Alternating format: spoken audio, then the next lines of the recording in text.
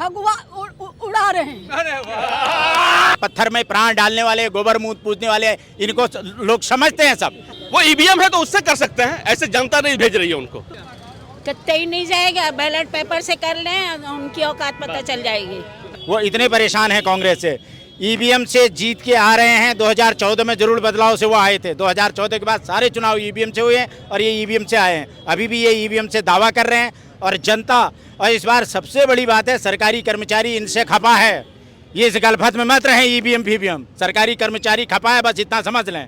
जहां सरकारी कर्मचारी ने थोड़ा सा अपना ध्यान जो है सही कर दिया कि आज इस बार मुझे चुनाव सही कराना है, तो ये 50 के अंदर रह जाएंगे। राहुल गांधी को लेकर के आखिरकार इतना डर क्यों है और भाजपा दावा कर रही है कि 400 के पार जाएगी? जो नौजवान जो आजकल जो इतना बेकार है, मजबूर है, वो सब आजकल जोश में है कि बदलाव चाहिए। बदलाव को लेकर के भाजपा जो परेशान है, बदलाव को लेकर के परेशान है, पर भाजपा का दावा है 400 के पार जाएगी। वो ईवीएम है तो उससे कर सकते हैं, ऐसे जनता नहीं भेज रही है उनको। तो न्याय यात्रा से जरूरी ये नहीं था कि ईवीएम को लेकर के सड़कों पर उतरा जाए? ईवीएम कहते हैं कि वो अलग प्रोसीजर है, उसका सिस्टम अलग है। बाकी वकील लोग दिल्ली में कर ही रहे हैं, उसके लिए रजिस्ट्रेशन चल ही रहा है। तो क्या लगता है भाजपा का दावा है 400 के पार जाने का? कत्ते ही नहीं जाएगा, बैलेट पेपर से कर लें, उनकी औकात पता चल जाएगी। बैलेट पेपर से औकात पता लग जाएगी, पर वो अरे आज बैठ दो, बैठ प्रदेश में जो है, उत्तर प्रदेश में नहीं, पूरे भारत में औकात पता चल जाएगी उनकी। बैलेट पे आने के बाद उत्तर प्रदेश में पोस्टर लगा रखे हैं मोदी जी ने कि जो राम को लाएंगे उनको लाएंगे। राम को वो ला पाएंगे? राम भाजपा से राम को कौन लाएगा? राम तो खुद आए थे, वो राम उनको लेके आए हैं, मोदी जी को। मोदी जी का दावा है वो लेकर के आए हैं। अब हो सकता है वो कोई पीढ़ी में महात्माओं से भी बढ़ के होंगे, तो उनका अवतार हो गया होगा, तभी वो राम को लाए हैं। ये उनका निधि मामला अपन वो कहते रहे, वो अपना निधि मामला कहते रहे वो कि राम को हम लाए। राम किसी को लाए, भगवान किसी को लाए, लाने से धरती पाता है। भगवान आदि काल है, वो आज नहीं, इस बहुत हजारों लाखों साल पहले से। वो 500 साल की बात करते हैं, हम 500 हजार वर्ष की बात करते हैं, तब भी भगवान था, राम था, आज भी राम है। हम उनके कहने से, मोदी के कहने से राम नाम नहीं करेंगे, हम जय सिया राम बोलेंगे। बोल जय सिया राम, जय सिया राम। और लगातार हमने देखा कि जय श्री राम के नाम पर नफरत जो है फैलाने की कोशिश की गई। कल अमेठी में यात्रा थी और इसी तरीके के नारे और विरोध प्रदर्शन जो है देखने को मिला। क्या लगता है क्यों डर है आखिरकार राहुल गांधी से इतना? संपादक जी, न युवाओं का काम किया, न व्यापारियों का काम किया, न कर्मचारियों का काम किया, न काले धन पे काम किया और न विदेश नीति पे काम किया, न भविष्य की रचना पे काम किया। तो काम क्या है? काम तो यही है, हिंदू मुस्लिम और कांग्रेस का विरोध। कांग्रेस का विरोध सुबह से 24 घंटे नरेंद्र मोदी कांग्रेस का विरोध करता है। कांग्रेस का नाम लिए बगैर उनका खाना पचता नहीं है।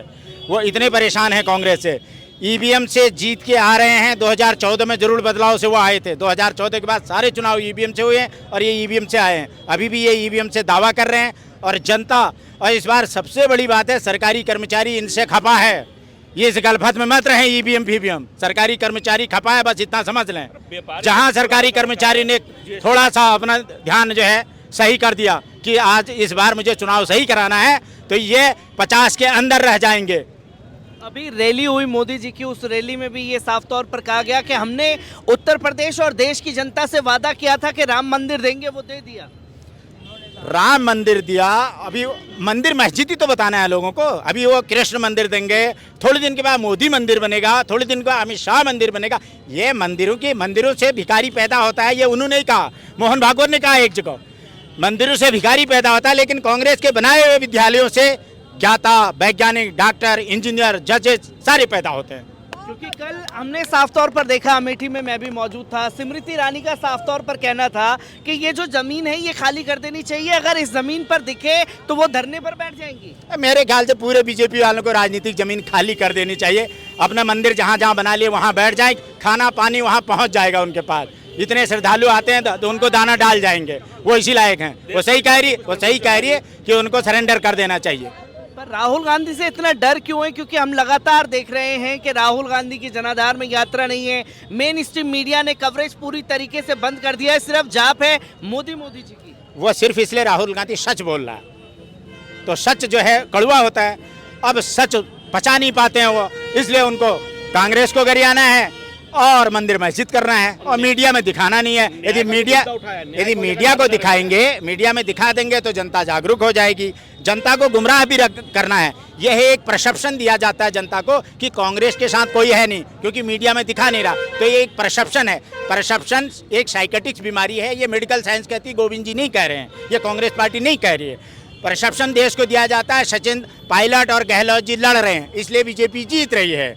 वहाँ चन्नी और सिद्धू लड़ रहा है, इसलिए कांग्रेस हार रही है। ये परसेप्शन दिया जाता है और वोट ईवीएम में होता है। तो ये इस गलफत में मत रहे। इस बार सरकारी कर्मचारी इनके पक्ष में नहीं है। पर अमित शाह का दावा है कि इस बार पूरी तरीके से संपूर्ण कांग्रेस मुक्त बना देंगे। हमारा दावा है कि भारतीय जनता पार्टी मुक्त हो सकता है, इसी चुनाव में हो सकता है। कोई बड़ा काम नहीं है। इसी चुनाव में हो सकता है, पर 400 पार के नारे को कैसे झुटलाएंगे? जनता हमारे साथ 60% ST SC OBC वोट है और मुस्लिम वोट है और ब्राह्मण वोट है, यादव वोट है और मैं स्वयं राजपूत हूँ, राजपूत वोट है। हर वोट बैंक को कांग्रेस ने बनाया है। कांग्रेस ने कुछ न कुछ दिया है। सारे सरकारी कर्मचारी कांग्रेस के साथ हैं और हम अग्निवीर योजना खत्म करेंगे। जो अग्निवीर में भर्ती हो गए उनको हम रेगुलर कर देंगे। इसी प्रकार की हमारी जो योजनाएं सब युवाओं के भविष्य की रचना के लिए हैं और इसमें इसी बार ये निपट सकते हैं। पर प्राण प्रतिष्ठा के नाम पर मोदी जी ने अपनी ताकत दिखा दी। जनता से ऐलान किया कि घर घर झंडे लगा दो। ये सब फर्जी बातें। पत्थर में प्राण डालने वाले, गोबर मूत्र पूजने वाले, इनको लोग समझते हैं। सब गोबर से क्या होता है, मूत्र से क्या होता है, पत्थर से क्या होता है, सब लोग समझते हैं। कार्ल मार्क्स ने भी कहा था, पेरियार जी ने भी कहा था, अंबेडकर जी ने भी कहा था, ये गोविंद जी भी कह रहे हैं। क्या लगता है अम्मा जी, जो राम को लाए हैं उनको देखिए, अरे राम हमको लाए, हम राम को लाने लायक हैं। पर मोदी जी तो कह रहे हैं वो लाए हैं। ये घमंड है, ये घमंड है, ये घमंड है। मैंने दिया, मैं मोदी जी से अनुरोध करके, प्रार्थना करके, मेरे प्रधानमंत्री हैं, स्वागत करके मैं हाथ जोड़ के बता रही हूँ कि अगर राम को वो ला चुके हैं तो भगवा पहन के बैठ जाए मंदिर में और राजनीति जो है राहुल जी को करने दें। हमारे बीच में रोड़े न फैलाएं। पर राहुल गांधी के बारे में तो बोला जाता है वो राजनीति नहीं कर पाते। खानदानी है, ये खानदानी है। भाजपा कह रही है राहुल जी राजनीति नहीं कर पाते। भाजपा हमेशा कूटनीति किया है, वो अंग्रेजों का है। और लड़कियां नंगे नाच कर रही, पार्क में बैठ रही है, मोदी जी भगवा उड़ा रहे हैं। क्योंकि ये आपने सवाल पूछा है, राजनीति सच बोल के ही की जाती है कि मैं सरकारी कर्मचारी को क्या दूंगा, डॉक्टर को क्या दूंगा, वकील को क्या दूंगा, इंडस्ट्रीज को क्या दूंगा, इकोनॉमी को क्या दूंगा, मैं किसको क्या दूंगा, मैं पर्यावरण पे क्या करूंगा। सच बोल के ही राजनीति की जाती है। ये जो झूठ बोली जाती है इसको राजनीति बोलते हैं। ये इनकी झूठ की राजनीति है। जब राहुल जी ने सच कहा तो उनकी संसद सदस्यता छीन ली गई, और जब सुल्तानपुर में FIR दर्ज हो गई, असम में FIR दर्ज हो गई, तो देश ने तो सब देखा है ना कि राहुल जी पे आप अत्याचार भी, सच बोलने वाले पे अत्याचार कर रहे हो, आप राजनीति कर रहे हो। और मणिपुर में आपने अत्याचार करवाया पूरे मणिपुर पे, और आप वहां गए तक नहीं। उनके लिए मणिपुर मणिपुर भारत का हिस्सा नहीं है। तो ये राजनीति कर रहे हैं ना। राजनीति कांग्रेस थोड़ी, कांग्रेस ने मणिपुर बनाया। क्योंकि फिर भाजपा ये भी तो कह देती है ना, जहाँ जहाँ कांग्रेस की सरकार है वहाँ महिलाओं के ऊपर अत्याचार होते हैं, उस पर कांग्रेस नहीं बोलती। ये भारतीय जनता पार्टी के कार्यकर्ता चप्पे चप्पे पे यही काम करते हैं, तब ये बताते हैं कि ये कांग्रेस ने कराया। ये भाजपा के लोग कराते हैं, करते हैं, उनके भाजपा के लोग करते हैं और नाम लगाते कांग्रेस के लोग कर रहे हैं। कांग्रेस के लोग जनता से जोड़ने का काम कर रही है और हिंदू मुस्लिम सबको जोड़ के चली है। चाहे वो स्वर्गीय इंदिरा गांधी रही हो, चाहे स्वर्गीय राजीव गांधी रहे हो। और ये राम का जो कह रहे हैं, ये हमारे स्वर्गीय राजीव गांधी जी की देन है, जो शिलान्यास कर गए थे। ये तो दोबारा कर रहे हैं, ये तो दोबारा कर रहे हैं। वो तो सिर्फ अपने पापा अपनी दादी का सपना पूरा कर रहे हैं, उसके लिए वो उनका पूरा परिवार बलिदान है। इसके लिए इतिहास गवाह है। पर कल स्मृति ईरानी धमकी दे रही है कि अगर यहाँ जमीन आए तो जमीन खाली कर दे, वरना हम सबक सिखा देंगे। नहीं, वो अरे वो नहीं सुनिए, वो नहीं, घबराई छोड़ दीजिए। वो स्मृति ईरानी क्यों कह रही है कि जो एक अपनी सगी एक थाली में जिस सहेली ने उसको खिलाया, उसके पति को अपना लिया, तो वो क्या राहुल गांधी की जमीन छीनेगी? उसकी क्या बात है? आप देख सकते हैं कि आम जनता जो है यहाँ तमाम मुद्दों को समझ रही है, और इस बार जो है बिल्कुल भी मोदी जी या भारतीय जनता पार्टी के झांसे में वो आने वाले नहीं।